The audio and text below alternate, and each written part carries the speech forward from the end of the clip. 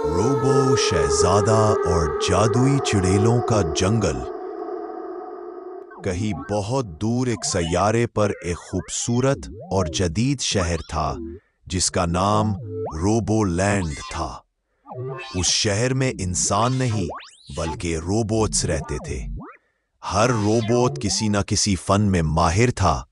कोई मैकेनिक, कोई इंजीनियर, कोई फनकार। नामी एक छोटा सा रोबोट बाकी सबसे मुख्तलिफ था। वो सिर्फ पुर्जे जोड़ने वाला नहीं था बल्कि ख्वाब देखने वाला रोबोट था। वो आसमान को तकता, भूतिया किताबें पढ़ता और भूतों पर यकीन रखता।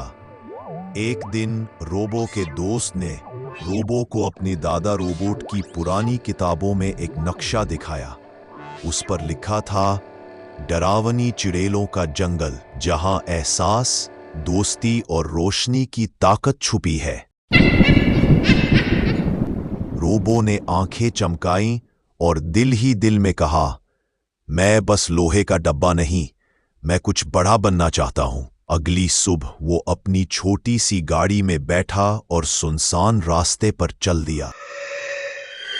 पथरीली वादी जहां जमीन पर मकनातीसी मैदान इतना ताकतवर था कि उसके पुर्जे जम गए। बर्फानी पहाड़ जहां रोबोट्स को मुंजमद करने वाली हवाएं चलती थी। रेत का समंदर। मगर हर बार रूरू ने हिम्मत नहीं हारी। उसने अपने टूल्स और सीपीयू से काम लेते हुए रास्ता निकाला। आखिरकार वो जादुई परियों का जंगल पहुंचा। ये कोई आम जंगल ना था। दरख्त गुनगुनाते थे, फूल बोलते थे और तितलियां नियॉन लाइट्स की तरह चमकती थीं। यहां एक नन्ही परी, नीला परी रूरू को मिली।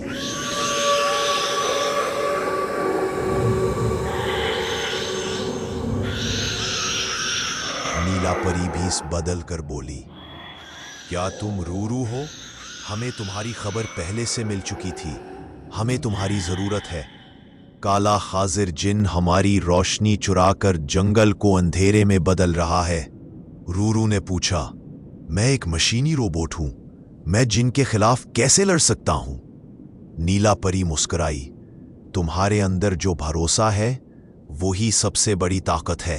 काला खाजिर जिन एक खौफनाक सायादार मखलूक थी। वो रोशनी से नफरत करता था। उसके पास एक अंधेरे का बुलबुला था जो हर चीज को निगल लेता था।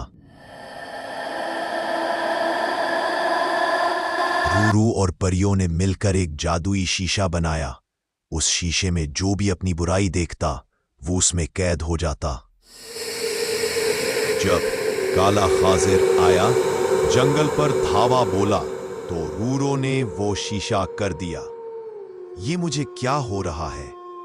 काला जिन ने अपनी शक्ल देखी तो वो शीशे में कैद होकर रह गया।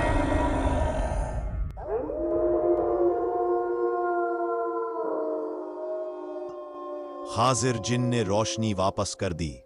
जंगल जगमगा उठा। नीला परी बोली, अब तुम रोबोलैंड के सिर्फ शहजादे नहीं, हमारे दिल के बादशाह भी हो। चुड़ैलों ने रोबो के लिए रक्स की महफिल सजाई और उसे अपने घर भेज दिया। जब रोबो वापस रोबोलैंड आया, सब ने उसे गले लगा लिया। उसने वहां रोबो स्कूल बनाया जहां रोबोट्स को न सिर्फ साइंस बल्कि जज्बात, दोस्ती और हमदर्दी भी सिखाई जाती।